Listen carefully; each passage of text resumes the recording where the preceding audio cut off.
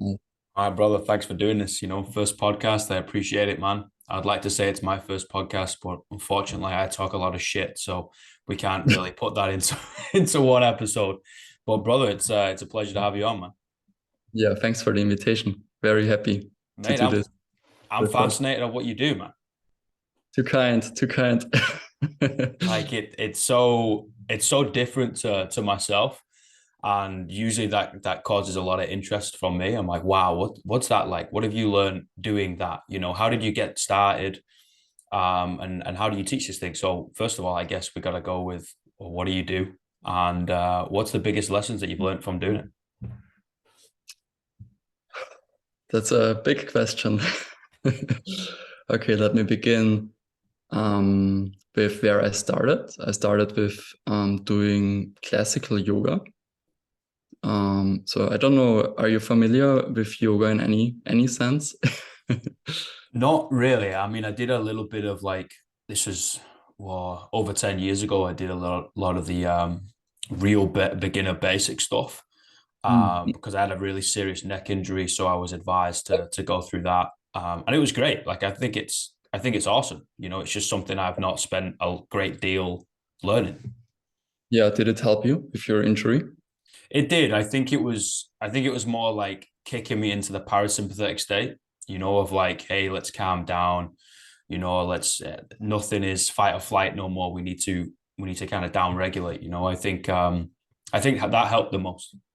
Mm. Nice. Yeah, so I started with Hatha Vinyasa yoga. It's like Vinyasa is this transition thing between poses. You might have seen it already somewhere. It's this transition from down dog, actually from chaturanga into down dog and then up into cobra and then yeah. No, actually not. It's chaturanga, cobra, down dog, and then you try to jump into the next position. And after some time, I was in India too. I did there my teacher training, so that that's how I became a yoga teacher, and I have taught ever since. So Wow. this was about 7 years ago. Sorry for my English. No, brother, give over. It's better That's than my German. You know, I just apologize. We can't do it in German. No, no worries. I like to talk in English. It's just sometimes I get out of words and then I'm searching for the terms, but I try my best. I do the same, man. You know what I mean? And it's my first language, so I think you're doing better than I am, brother. Don't worry about it. Thanks, thanks. What would you say is like the biggest lesson you've learned through the journey of yoga, then, man? I think it's the self-discipline really to do it every day and to build a habit. Um, yeah, to make it kind of second nature, so that you do not have to think anymore too much about it. Of course, there are better and worse days, and sometimes I don't like to practice as well. I think that's normal, but yeah, generally it just I just have to do it. It's just like drinking the coffee. It yeah, it has become part of my nature, I would say, and I like it a lot. It makes me feel much better, more relaxed, and it helped me to get in touch with my body more again. Um, because before I started, I was always a lot into sports, but then in young adulthood, as it so often goes, I guess, I haven't done anything anymore, and I kind of got disconnected from my body and spent too much time on the wrong things. And Especially as so, a young man, right? yeah. So I think yoga helped me to kind of find my way back onto a way that goes up actually and not only downward, if that makes any sense. So yeah, it brought me back. It helped me to get in touch with my body again. It helped me to enjoy the movement, to enjoy the stretching sensations. It gives me a lot of calmness and peacefulness. Yeah, I think that's the biggest benefits I get out of it. I'm not so much into, that's why my practice changed a lot in the last couple of years as well. I'm not so much into this yoga philosophy. I tried it because when I got into yoga, it was like this whole new world, right? So my day-to-day life was quite mundane, and so I was searching and craving for color. And there was yoga, and it promised, yoga tends to promise a lot. So I think you kind of want to be careful with that, because I took everything very seriously in the beginning, and then I was disappointed. And now I'm not so much into the philosophy anymore, but I still enjoy the practice, the physical practice, and also the mental practice, less Mm. as a level, on more empirical level, I would say, psychological level. Yeah.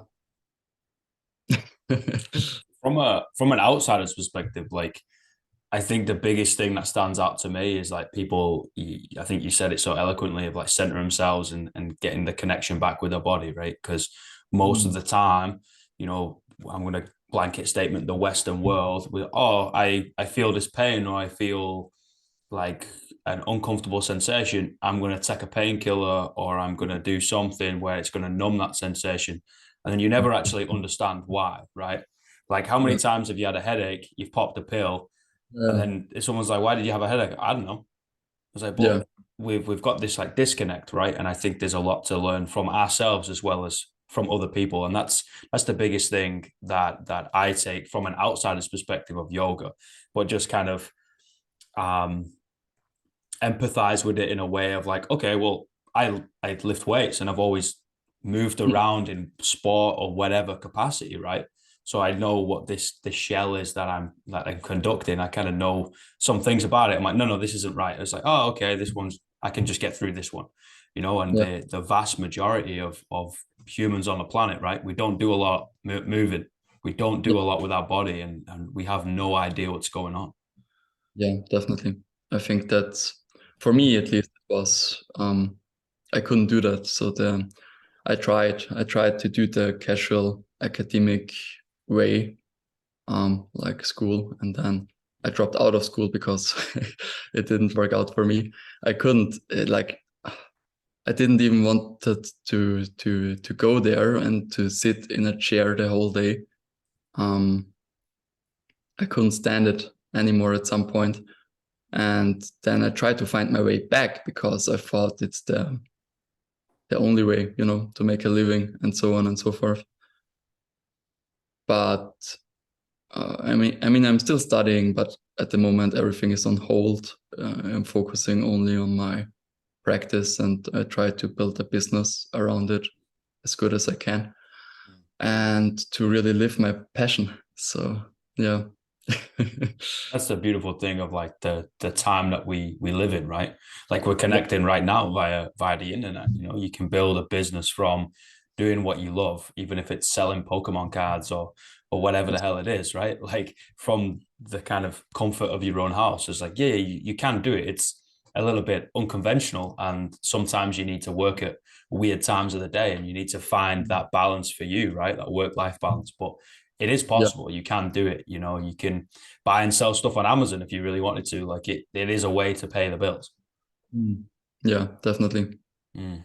So So another question then yeah. is, what have you learned from teaching yoga, not just practicing it? So Oh, you a lot, purely really. from teaching. Like so much. When I started to teach, I was like this young, overly motivated man just coming out from his teacher training from India, and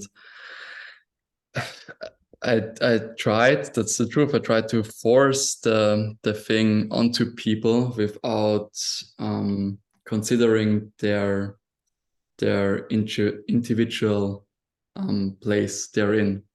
Yeah. So how do I say it? Like I didn't consider the age, the background. Basically, I didn't consider the background. I just did my thing, Mm-hmm. and I didn't even look too much around because I felt like I don't know. I just tried to do my thing, I guess, and it didn't work out so much. Like it's much better, of course, it's much better to practice with everyone on an individual level as good as you can. In group classes, that tends to be more difficult, of course, but it is still possible. That's also a reason why I like to do mixed level classes and not only like advanced or beginner classes. Um, I think it depends a lot on the method. So yeah, I learned that it's not about me so much and what I want to give and to show and to teach, but it's better to look around and to try to find out what the people really need. Yeah. Or you try to give advice, or before you try to give some tips, demonstrations, whatever. Yeah, I think it's good to look around, and it helps also to regulate the intensity and the general speed and tone of a class, because you can only I think you can push and uplift people only to a certain degree, Mm-hmm. but you overlook the a certain point um, at which it can get too much, then it can backlash in a way. Then the energy is gone pretty much. So it's good to have an eye on people, and yeah, I think that's the biggest thing I learned, to watch them better, Mm. to engage with them more, and to try to see a little bit through their eyes. So 100%, man. I say the same thing of coaching classes, whether it's, gymnastics, Olympic weightlifting, CrossFit, whatever it is, personal training or whatever it is, just a stereotypical gym setting, right? Quote unquote. Um, it's an organic thing. This thing called coaching and teaching is an organic art form, and it's like it's going to change, and we need to be able to assess the energy in the room. It's not good enough just knowing all the hard skills of the methodology, the knowledge. Oh, I'm qualified. I have the certificate on my wall, right? It's like, okay, great, but like, can you deal with people? And they're the real problems, right? Like they're hard, man. People are hard. They're super complicated, and that's yeah, okay. We just have to take a little bit more time of understanding those individuals. And I think you said a real good thing of giving them what they need, not necessarily what they want. And unfortunately, most of the time they're different. yeah, and in particular, not what I want them to give. That's also a thing I tended to do in the beginning. That I didn't see what they actually need. I didn't even see what they want. I just gave what I thought Yeah. is or what I wanted, basically. So that was, I think, the biggest thing that I had to learn as a teacher. But yeah, you put it very well together. No, I've done this thing a long time, of coaching. Basically, we're tricking people. We have to, in some sense, manipulate them to get them something that they want by making them doing something that they need Yeah, to do that they don't want to do.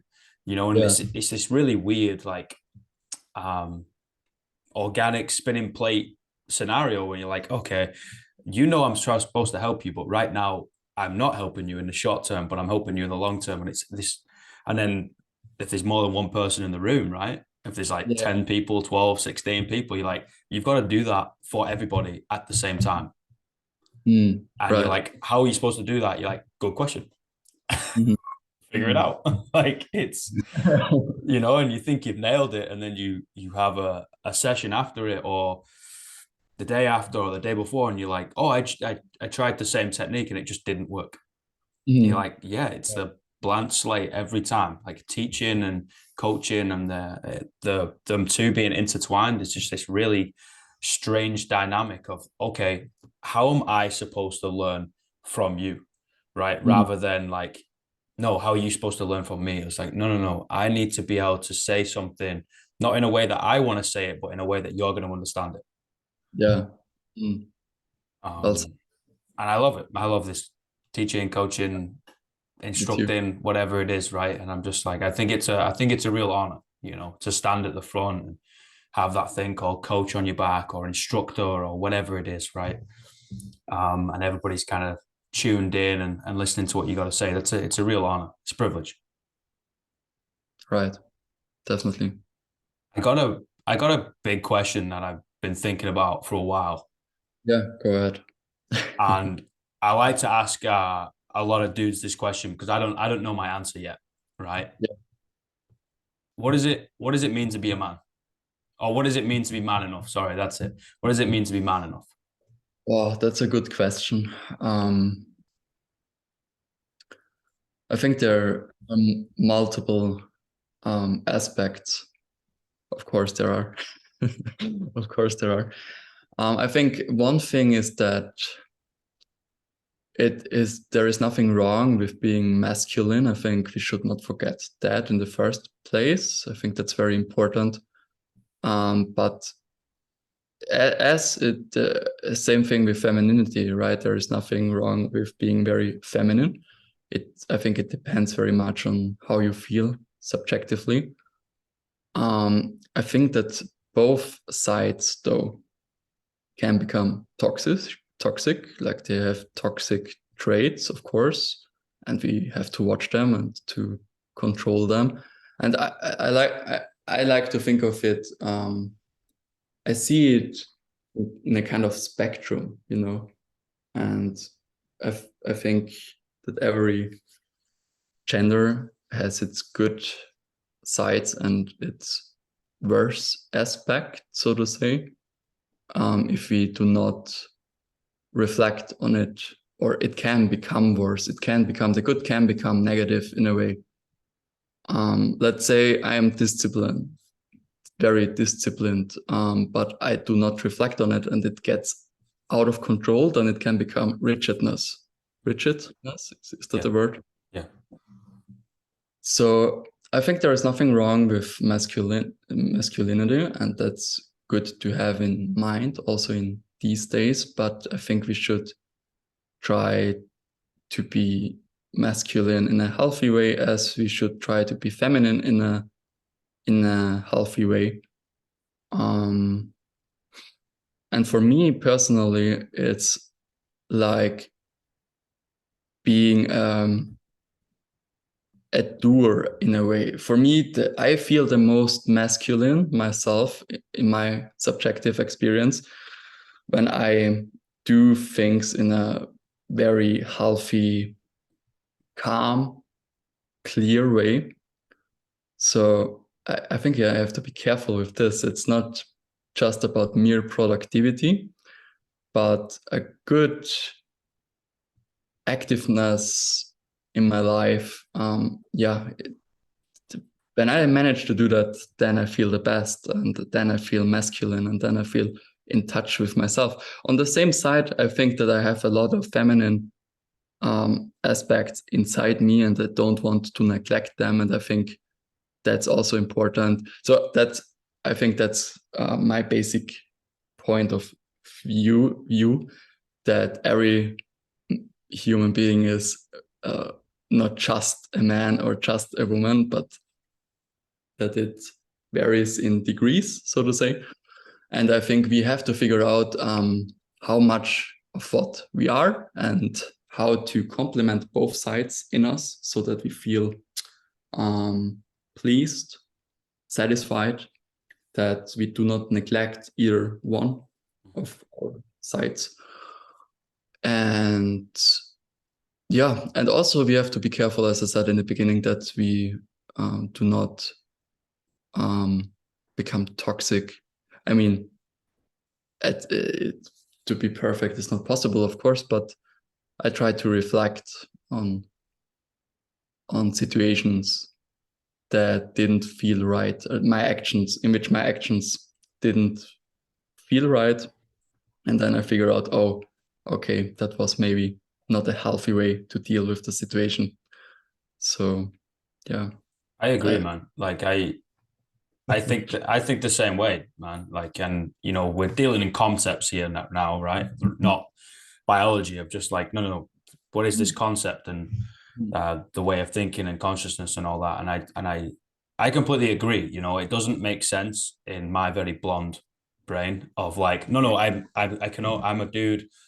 I can only ever kind of act and feel and think in a whatever is deemed to be a masculine way. That doesn't make sense to me. I think you know, the yin and yang, day and night, like it's either yes and no. Like there's, I think that's all of us. You know, I kind of subscribe to the school of thought of heaven and hell is set within us.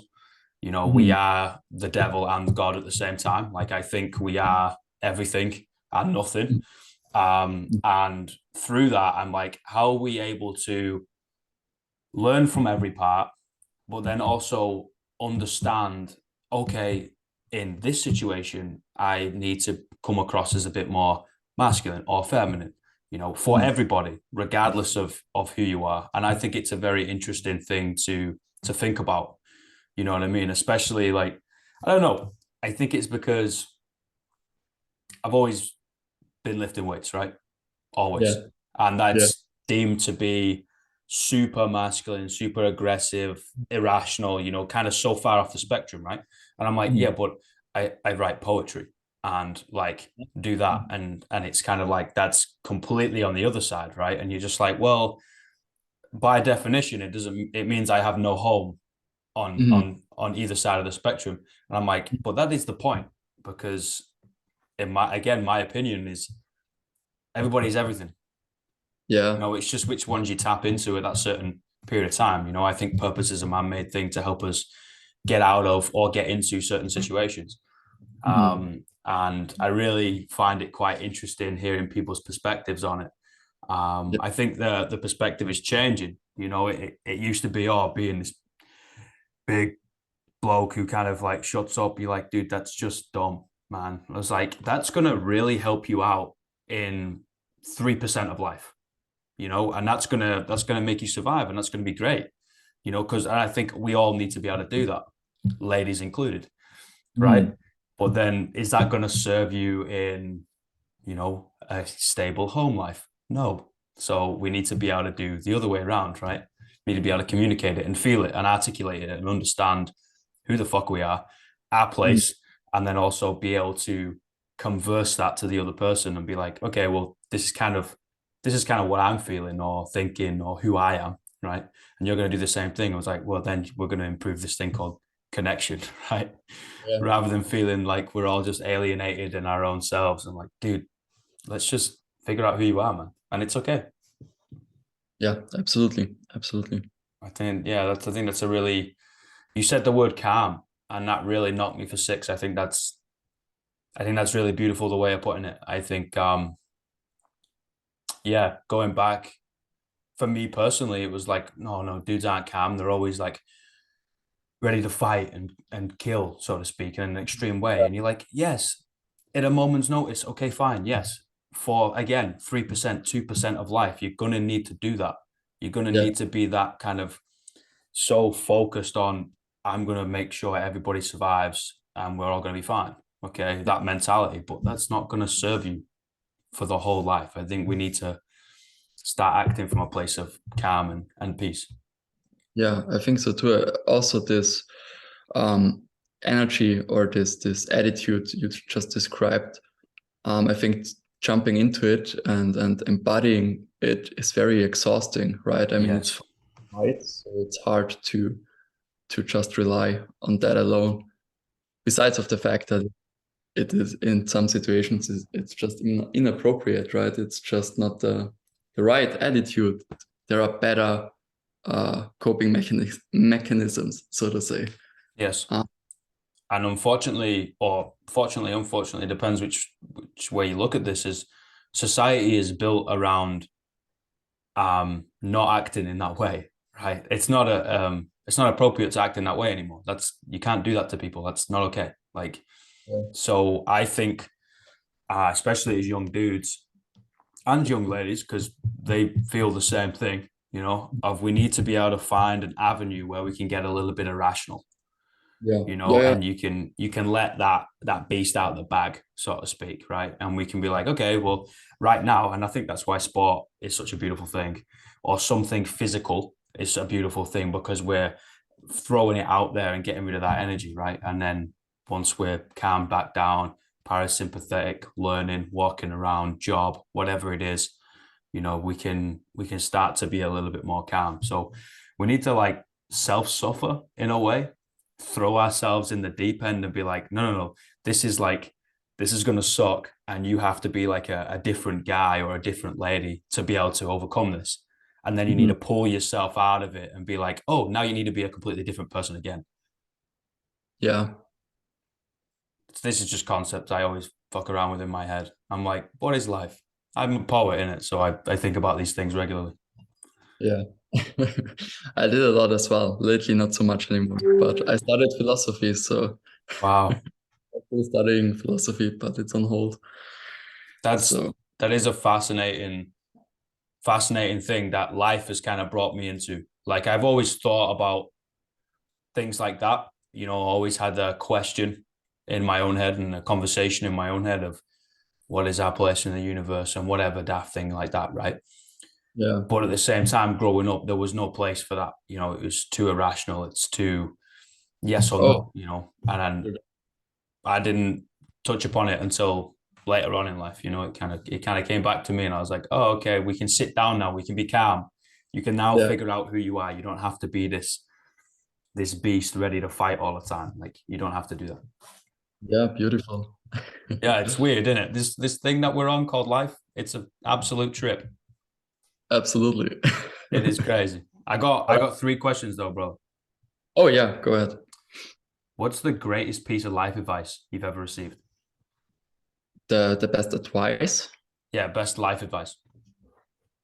Oof, give me a second. That's big questions. So You're the many. philosophy student. Yeah, yeah.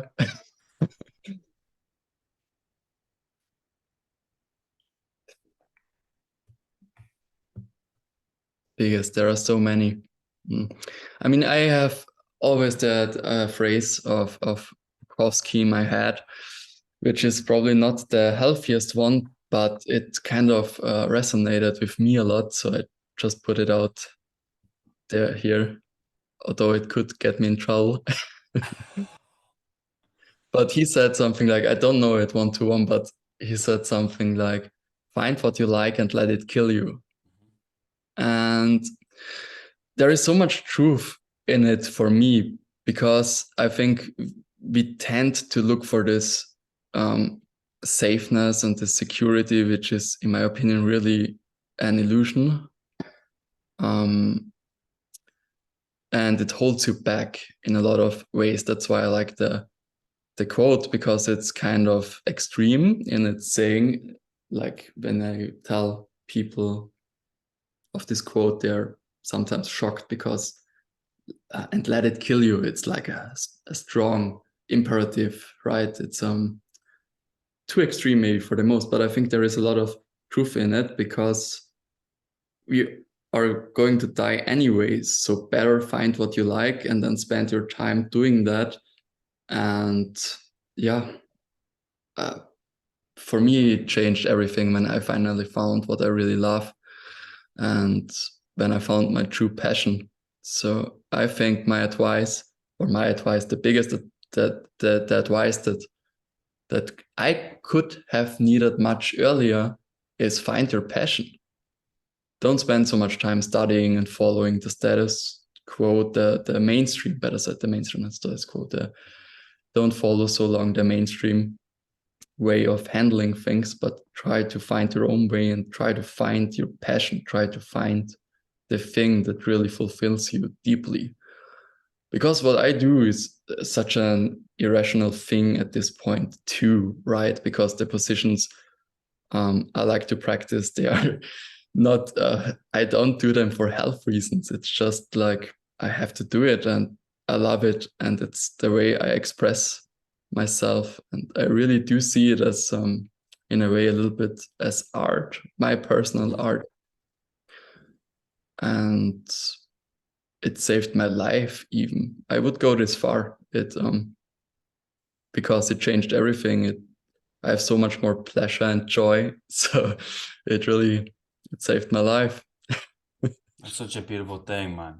Like that's such a beautiful thing, and down that same like avenue of thought is like I wrote something a while back, and it was like, if I am to die, let it be for a reason. For having nothing to live for is a cruel and evil joke. Mhm. And I 100% love that quote from Bukowski of, just let it kill you. And I'm like, yeah, it's a bit irrational. And like, yeah, but life is irrational, dude. Like Yeah, you try it's and you try and understand it, you're gonna get made fun of. It's just find something that puts a smile on your face more often than not, that gives you joy, and just do it. Like anything worth doing is worth overdoing. Just do it as often as you can, because at the end of the day, we ain't getting out of this thing alive. I like that you give the irrational aspects of life some space here. Also, Oh, and let I think let's less about it. I think rationality is very strong these days, and we tend to forget about that. It's not all about rationality. So, Mhm. I mean, what uh, does it say? If you want to make God laugh, tell him your plans. huh? If Again, you sorry. if you want to make God laugh, tell him your plans. Yeah, yeah, I again, I love that quote. Just like, yep, you want to make sense of this. Good luck. yeah. Like it's not gonna work out, man. So, and it works with my brain. It's doesn't really work with academia, so it best work with the irrational, crazy people like you and I. Yeah, well said. uh, what's the worst piece of life advice you ever received? Oh, go to school. No, Amazing. no. Like lately, I don't want to damn. Is that the way you say it? I don't want to damn school 100%. It might work out for some better than it work for others. But for me, it's kind of I wanted always to drop out of it, and I kind of like my environment always was like, that's a mistake. You will regret it. That's the word. You will regret Mhm. it. And that's one of the things I try to not regret too much. But I really regret sometimes when I think about it, I regret that I didn't have the courage early on to clearly formulate also just for myself, not to others, but for myself, what it is that I want, and that others had such a great influence on me. I wasted a lot of time with this conflict, like school, not school, school, not school, and it's still going on till today. Like university, not university, university, not university. So for me personally, I don't say that it's for everyone, but for me personally, go to school is definitely not a good advice. Yeah, that's one of the worst advice for me as well. I don't work well in academia.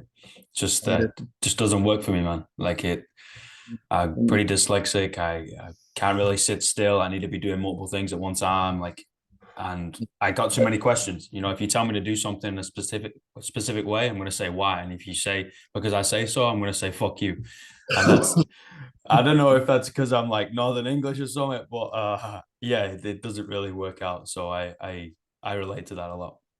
Yeah, nice. I love that. Cool, man. Last question. Three Yeah. words you would tell your younger self. Again, sorry. 3 words you would tell your younger self. Go get it or go do it. Something like that. Love it. I said just a couple of seconds ago, I just said that I couldn't really formulate what it is for myself early on. What I really want, right? But deep inside, I kind of knew it.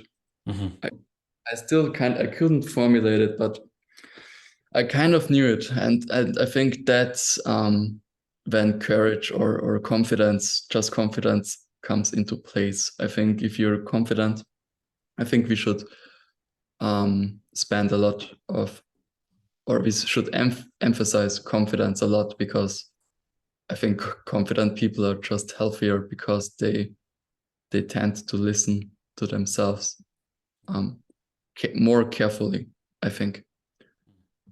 So if you feel an urge to do something, a deep inner voice, a calling, whatever you want to name it, then follow it, follow your dreams, get it done.